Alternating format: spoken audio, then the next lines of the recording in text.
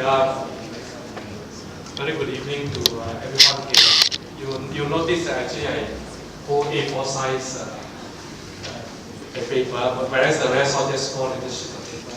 This is a function of the age. You need bigger fonts to see, so don't be afraid that I have actually a lot to tell you. Right? But what I'm going to say is going to be something hopefully very useful to everyone here. I think we are very glad, really it's a pleasure to see everyone here this evening. And again, a warm welcome to every one of you here.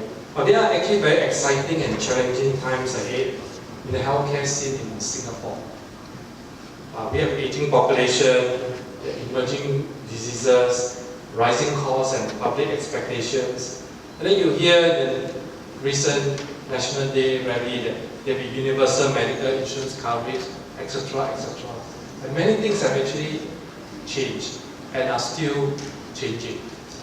So while you're taking your medical course now, when you graduate, you may see things very different from what you can hear about now. But plus with these advances in technology, medical research breakthroughs, innovative care delivery, the healthcare that we're going to know as it now would be totally transformed.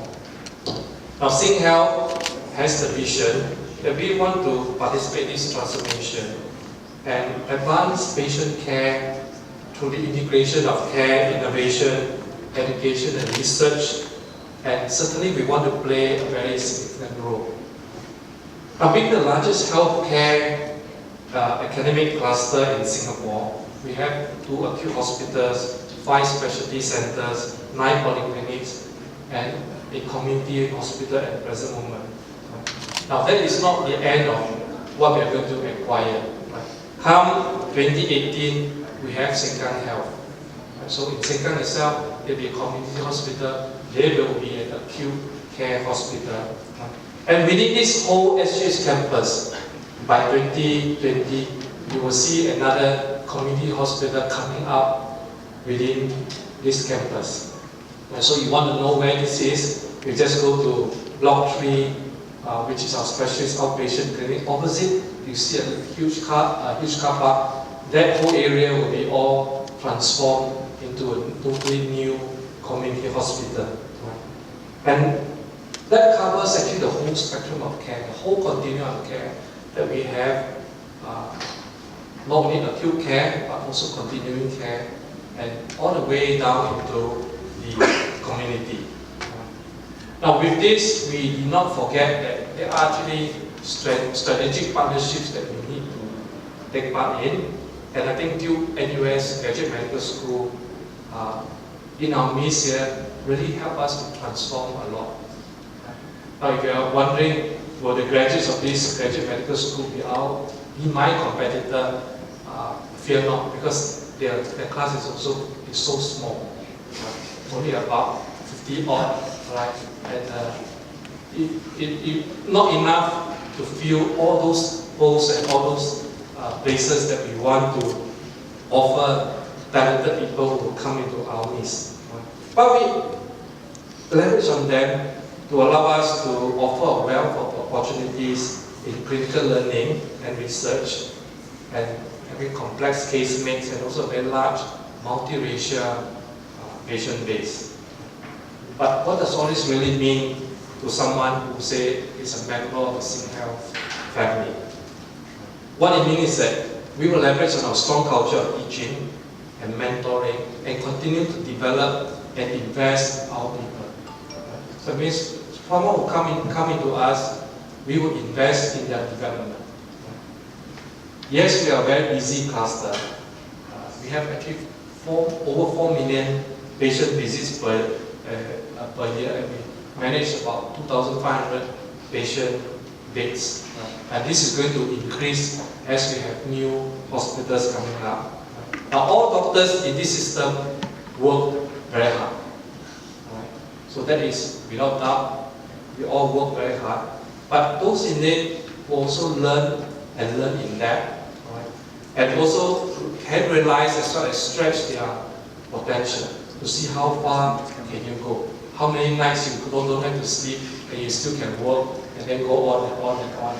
Or how deeply can you think about a certain case and stretch really your potential. Now many of our clinicians and our thought and opinion leaders, after you will hear from Professor Wong Tianying, right, is one of the foremost thought leaders in the field of ophthalmology. Right? And you'll see that the teaching, learning, and mentoring not only are among the leaders, but extend actually to and also spearheaded by passionate doctors of all levels. So we do not constrain anyone if they are able to initiate certain things and they want to passionate about it, and do we support them. Right? Now in SingHealth there are 14 residency programs, active teaching and research, and this culture will hone the very diverse skills of our residents. So as I said, if they have initiated something and they want to do it, we support them. So there was this cadence program, which is a peer teaching initiative by 2 internal medicine residents, where residents who have just passed the MRCP PACES exam take on the role as resident mentors and guide an assigned group of residents. The result of which is the passing rate of MRCP, the exam will increase by more than 20%. Now, the best person to teach you what the exam is the one who just passed, because they're fresh in their mind, you will know what to look out for. Right? The worst person to take you will be something like me, who only examine those the candidates and actually may fail. Many of them will come for the exam. We can tell you where the problems are, but we may not be able to tell you what is the latest in terms of all the other. So this initiative really brings forth the potential and the talent of those people who actually are in the residency program. So our residents do have a lot of achievements, and then you will see Professor Lim Boon Leng, who is here with our DIO, and 2 weeks ago, in the same place here, we actually recognized many of the achievements of our residents. We gave them what we call the RISE Award, RISE, right, which stands for Residency in SingHealth Excels Award.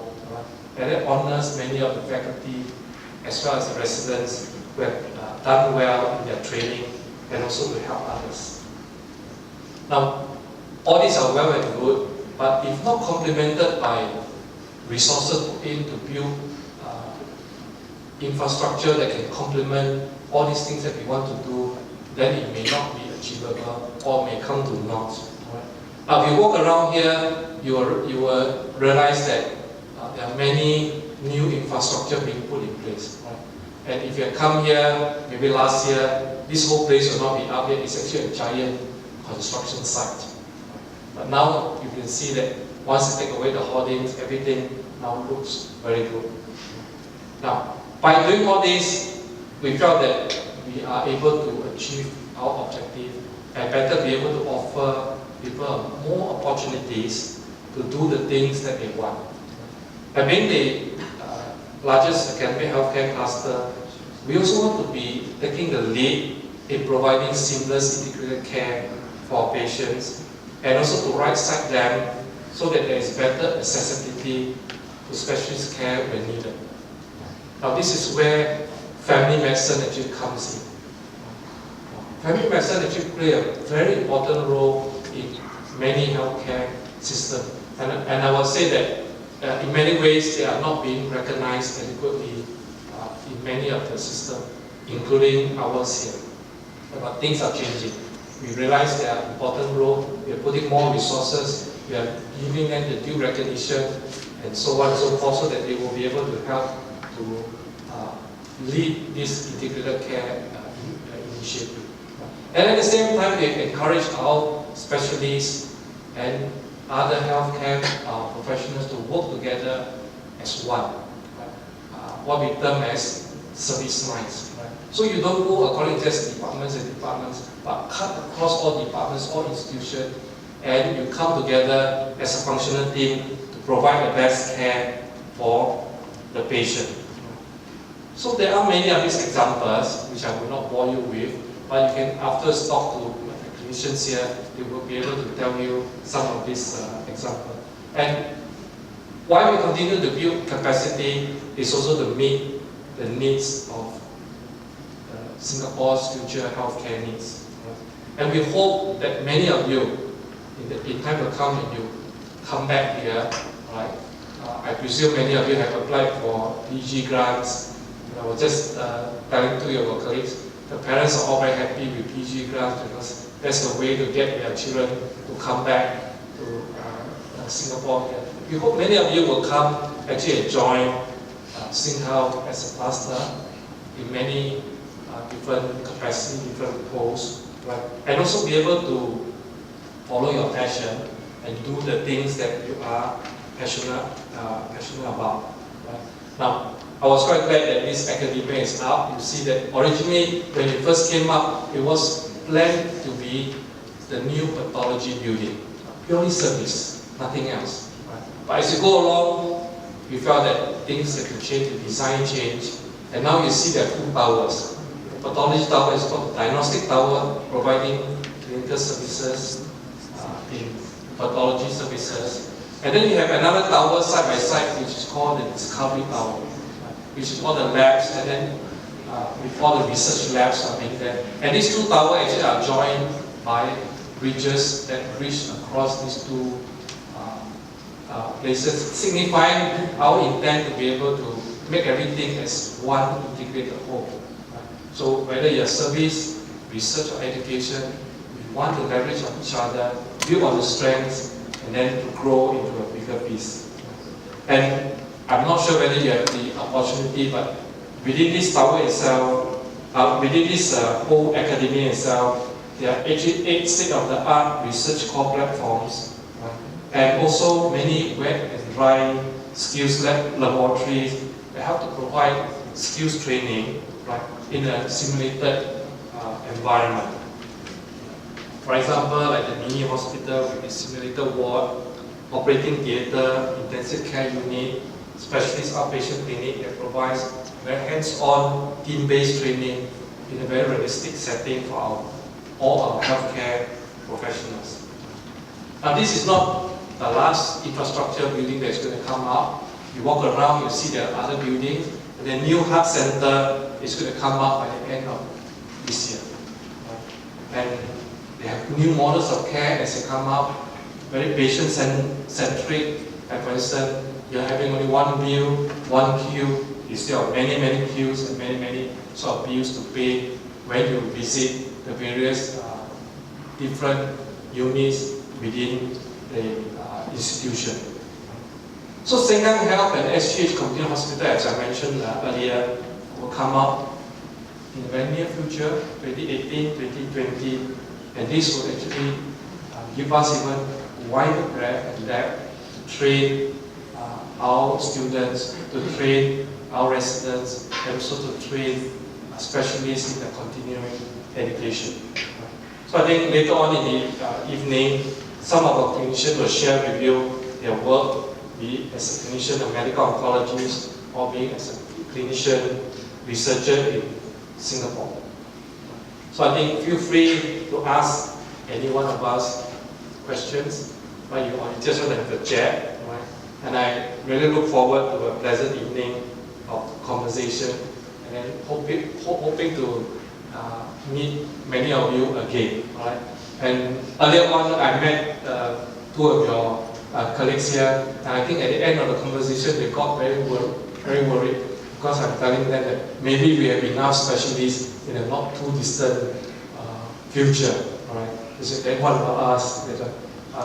But as we grow, as we build more, actually, more and more opportunities come about. Right?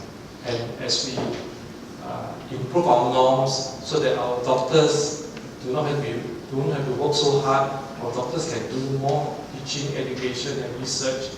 Right?